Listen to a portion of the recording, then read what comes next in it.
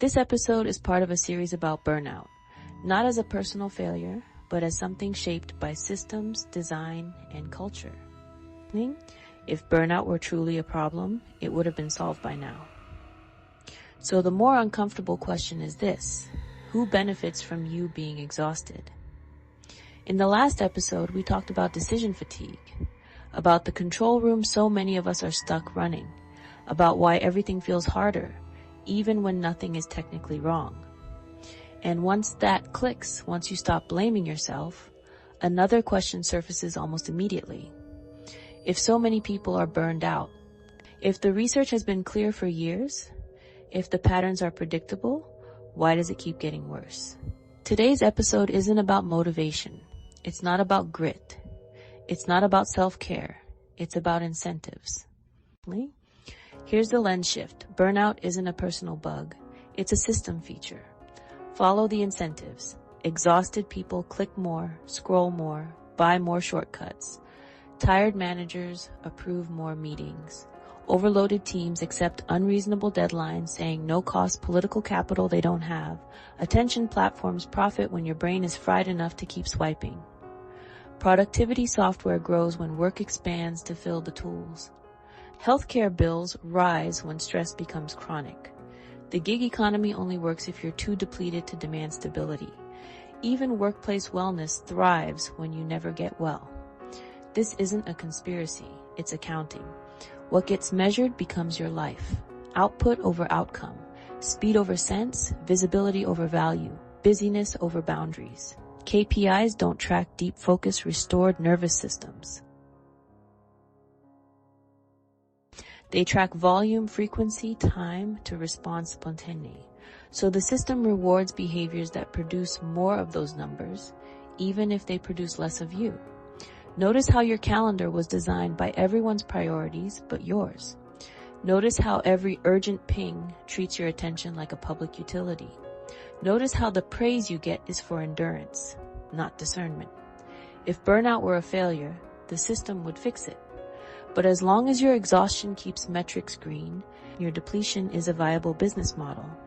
This is why it keeps getting worse. Not because you're weak, because the game pays out when you play tired. So the real question isn't, how do I push through? It's who profits when I do, and what happens when I stop paying out. Chapter 1. Burnout as a feature, not a failure. We usually talk about burnout like it's an accident, a side effect, something no one intended. But public health has a brutal rule. Systems tend to produce exactly what they reward. So when exhaustion becomes widespread, normalized, and chronic, we have to ask, is this a failure of the system or evidence that the system is working exactly as designed? Not because anyone planned suffering, but because output gets rewarded, availability gets rewarded, flexibility gets rewarded, recovery does not.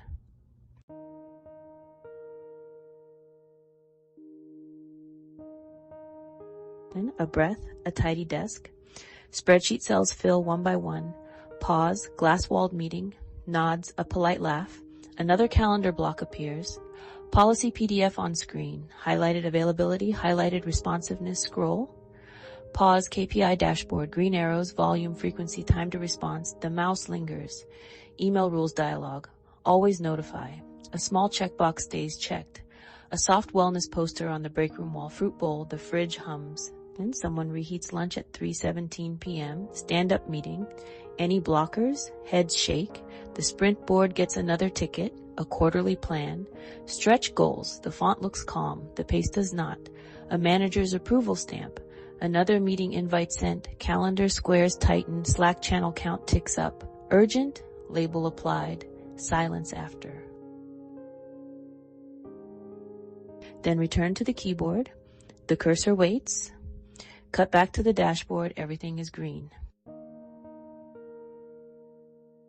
Systems reward what they count, and they're counting you by the hour, not by the healing.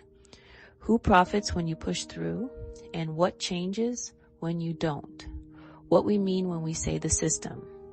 And just to be clear, when I say the system, I don't mean a villain in a boardroom petting a cat.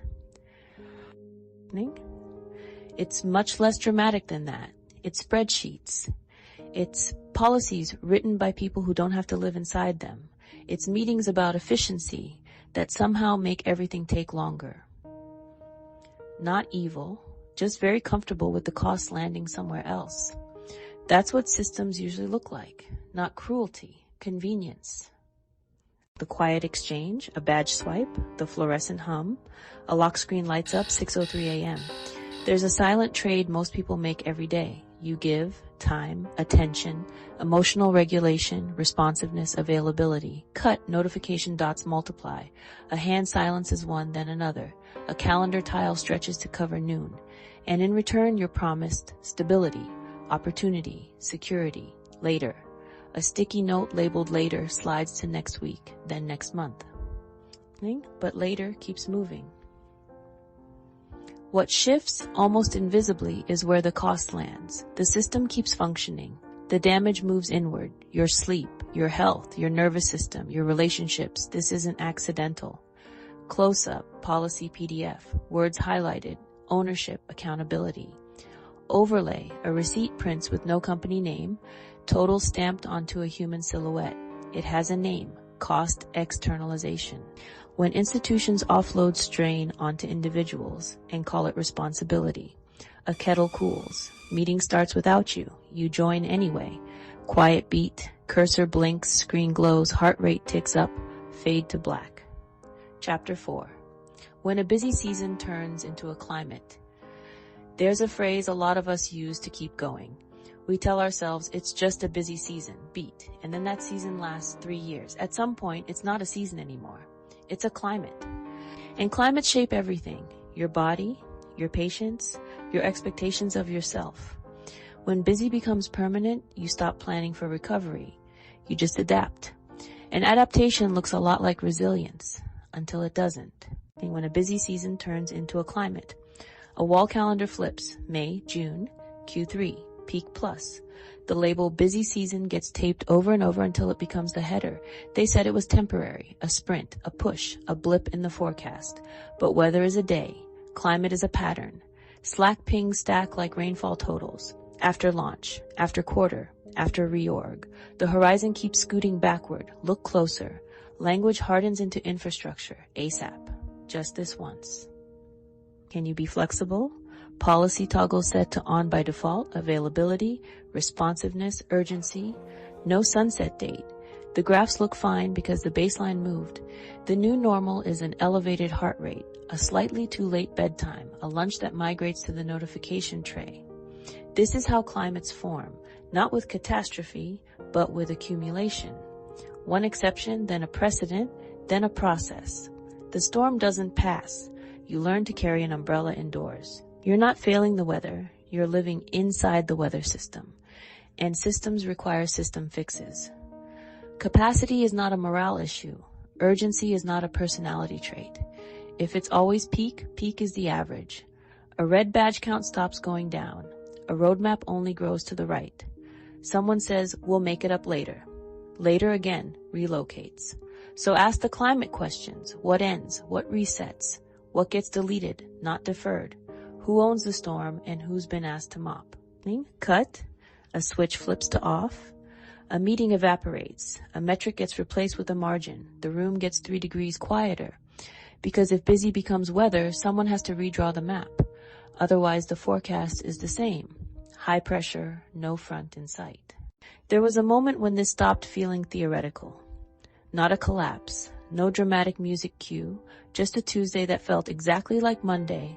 Plus interest. I was functioning. Calendar full, inbox handled, camera on. But my energy never fully rebooted. Sleep took the edge off. It didn't refill the tank. What I kept hearing, gently, reasonably, can you hang on a little longer? Can you be flexible? This is just a season. It wasn't the ask that got me. It was the math of it. No one owned the reset. No time set aside for recovery. No line on the plan where I stopped being a variable. My exhaustion wasn't a warning sign. It was an acceptable operating condition.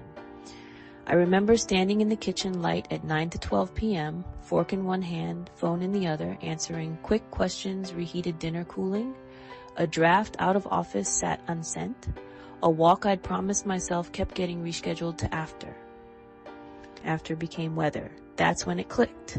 Uncomfortably, clearly. The system didn't need me well, it needed me available. And availability can masquerade as loyalty, right up until you realize the climate has your calendar. Before we wrap, this is a reflection, not a prescription. Contexts vary.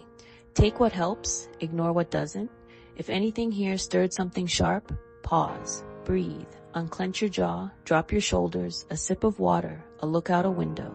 You're allowed to ask for a reset, even a small one. 10 quiet minutes, a walk around the block. One boundary on your calendar to test this week. If you need support, reach out to someone you trust. We've linked gentle resources below. You're not a signal to stay green. You're a person. Take care. We'll end here. Before we go further, a quick grounding note. When we talk about systems, technology, or AI in this episode, this isn't about blaming tools or individuals. This is about design choices, incentives, and consequences, not moral judgments. You're not being accused of using the wrong tools. We're looking at what those tools quietly make normal. Technology didn't invent overwork. It made work efficient. It made work portable. It made work measurable. When communication got faster, urgency got cheaper. Ping becomes expectation. Seen becomes why no reply. Green dots turn presence into performance. Dashboards compress timelines. If we can see it in real time, we start to expect it in real time.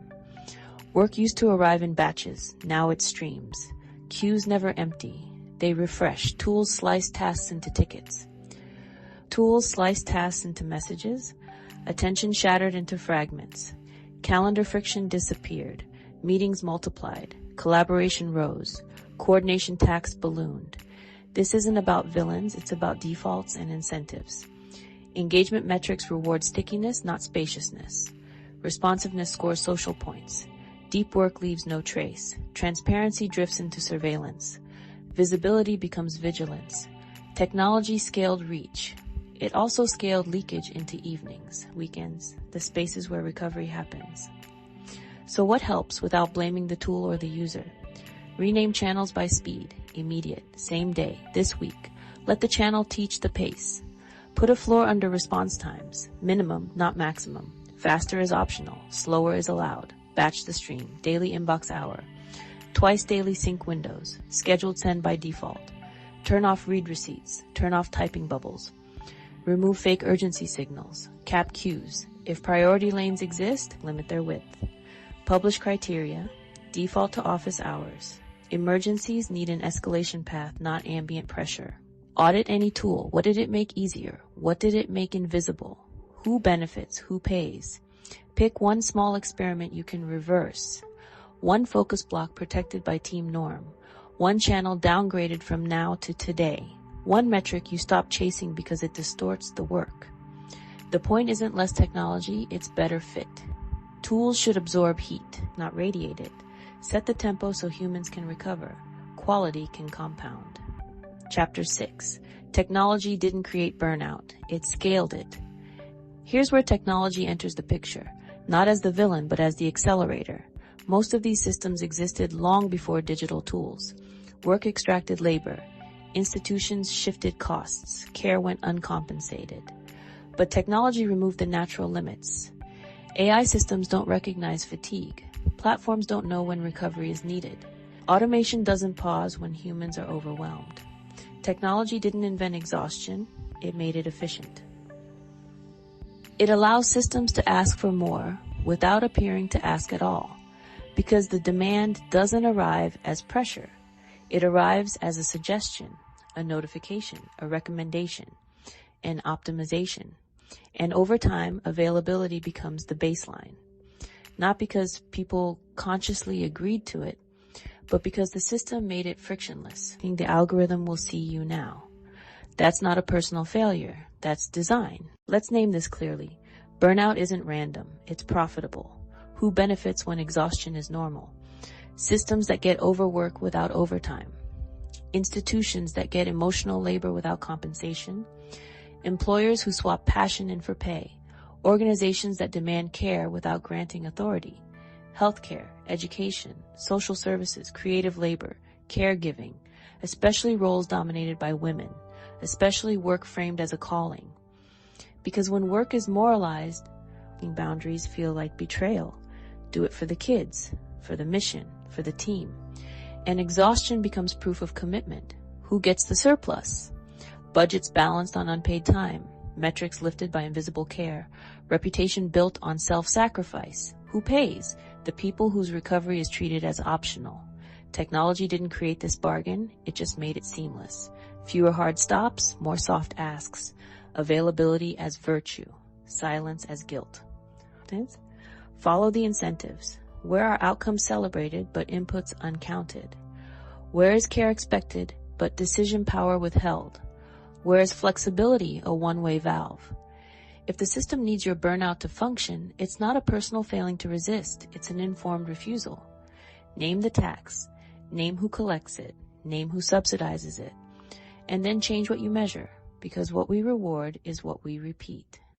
We're told to be resilient, as if the solution to chronic overload is better armor. But resilience, sold as salvation, often functions as a system substitute. A patch where a redesign is required. A workshop where a boundary should be. A breathing app where a staffing plan belongs. Here's the reversal moment. The goal isn't to withstand more pressure. It's to reduce the pressure that requires withstanding. Because be resilient quietly moves responsibility down and power up. It personalizes a structural shortfall. When outcomes are celebrated and inputs uncounted, resilience becomes the acceptable way to tolerate the unacceptable. It acts like a pressure valve. Release just enough steam that the machine can keep running at the same dangerous settings. The pressure persists. The metrics smile. The people crack. Flip the question, not how do we toughen individuals, but what would make resilience unnecessary here? Fewer heroics, more headcount. Less grit, more guardrails. Not yoga at lunch, authority at 3 p.m. to say this stops. Not infinite flexibility, transparent limits that don't punish. Shift the responsibility to where the levers are. Set ceilings on load, not floors on stamina. Track recovery time as seriously as output. Reward prevention, not endurance. Tie mission to mandate and resources, not martyrdom. Resilience isn't bad. It's just not a fix. It's a personal skill. It cannot be the policy. Use it to heal, not to normalize harm. If the system needs your burnout to function, your refusal is not fragile. It's design feedback. The reversal is simple and hard. We don't adapt people to pressure. We adapt systems to people. The resilience trap. We're told resilience is the answer. If people were stronger, more adaptable, more mindful, burnout wouldn't happen. But here's the reversal. Resilience is often used to avoid redesigning systems. It shifts responsibility downward. If you break, it's because you didn't cope well enough, not because the load was unreasonable. Resilience becomes a pressure valve, and the pressure never moves. The research is consistent. Burnout rises where control falls. High demand, low autonomy, higher cardiovascular risk. Sustained exhaustion tracks with depression, anxiety, immune dysfunction. Turnover climbs, errors increase, recovery time stretches. But here's what matters most.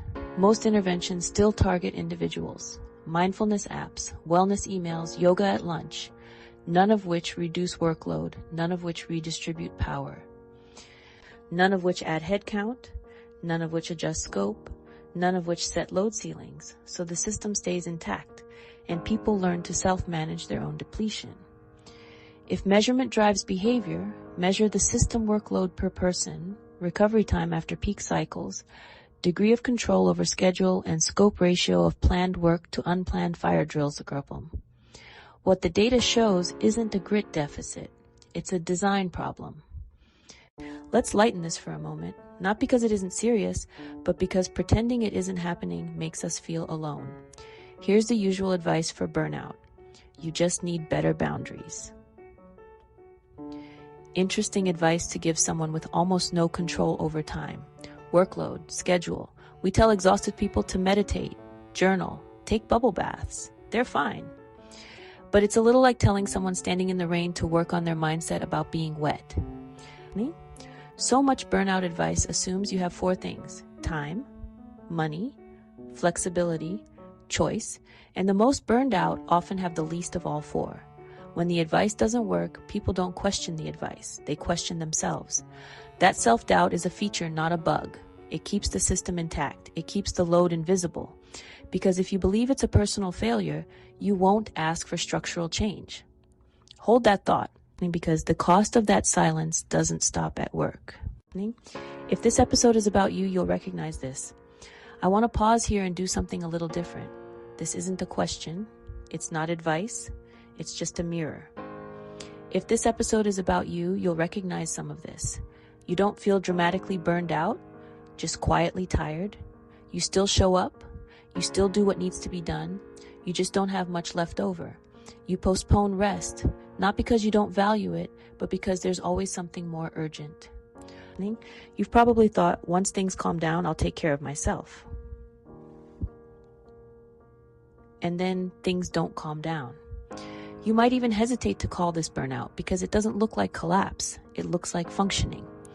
And that's the tricky part, because when burnout looks like survival, it goes unnoticed, even by the person living inside it. If any of this feels familiar, that doesn't mean you're failing. It means you're paying attention. Title card: Why This Matters Beyond Work. This isn't just about jobs. Exhausted people participate less, organize less, advocate less, imagine less.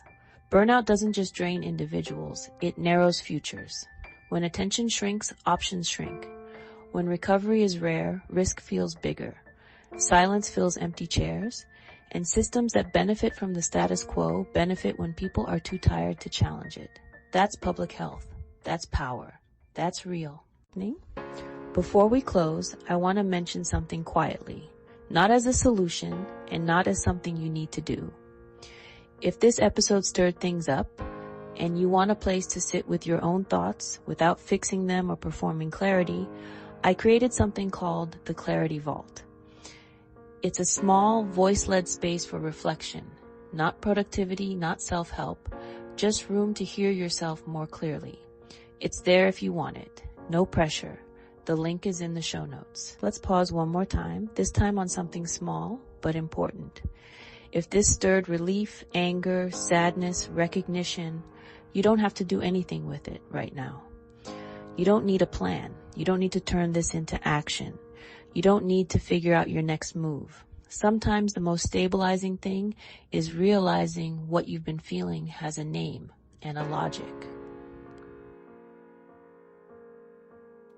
Your exhaustion didn't come out of nowhere. It makes sense inside the systems you're living in. You're allowed to let that land without trying to fix it. Unclench your jaw, drop your shoulders, let your tongue rest. If your body wants a sigh, let it. Feeling is data, not a deadline. Relief doesn't have to be productive to be real. You can simply set this episode down. Let your nervous system catch up with your mind. No hustle inside the pause. Just permission. Clarity before choice. That's the reframe. You don't have to decide from adrenaline. Let the picture sharpen, then move. Name the trade-offs out loud. Rest returns capacity, but costs a little approval. Boundaries protect your energy, but trim your availability. Staying keeps stability, but may tax your spirit. Leaving gives you time back, but invites uncertainty. Doing nothing preserves today's rhythm, but extends today's outcome. There's no clean win, only different costs paid over different timelines. Choose the cost you're most willing to carry, not the one others would choose for you. Try a small pilot, not a grand pivot. One meeting you decline. 1 hour you guard. One expectation you let be unmet. One conversation you have sooner, gently. Let your body vote. If an option brings a steadier breath and a softer jaw, that's data. If it spikes your pulse just to look at it, that's data too. Clarity is not a finish line. It's enough light for the next step. Choices can be provisional. You can recalibrate.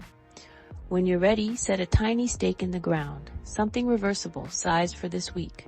Then watch what changes in you and around you. You're not behind, you're aligning, and that is movement, even in stillness. This episode isn't asking you to fight the system, it's asking you to see it clearly. Because clarity comes before choice. And naming the trade you've been making, what you've been giving versus what you've been promised, is the first step toward deciding whether that trade still makes sense. What outcomes does this structure reliably produce? Who absorbs the cost when things work? Ms. CD, if all this did was show you your exhaustion isn't random, that it has a shape and a source, that's enough for today. Close the loop gently, drink some water, unclench your jaw, let one email wait. Next time, we'll talk about why burnout isn't just personal or professional, it's structural, and what that means for public health equity care. Take a breath. I'll see you soon.